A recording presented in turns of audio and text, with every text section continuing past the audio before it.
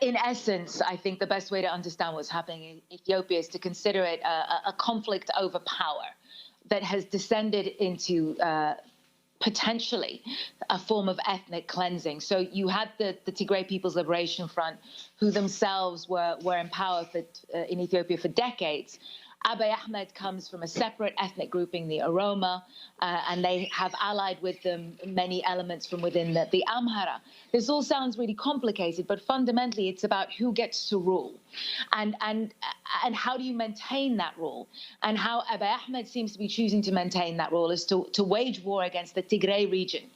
He was forced, he says, to postpone elections because of the impact of COVID-19 on Ethiopia, but then he accused the Tigray People's Liberation Front of waging an internal war. This is all politics, essentially. But what it's meant is that the Tigray people say that they have been targeted based on the ethnic distinction on their ID cards. So people are telling us that they're being pulled over, at best jailed and detained, and at worst being forced to flee into Sudan.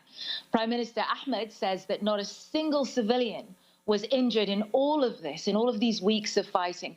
And what we're hearing from our team that's down on that Sudanese-Ethiopian border is that that's just not true. We have images of civilians who are injured, who've been hit by bullets. One lady told us that she had to flee her home and was forced to give birth on the route, that they weren't allowed to cross over into Sudan through the direct routes by the Ethiopian army. So on the back routes that took her days to do a trip that should have taken hours, she eventually gave birth.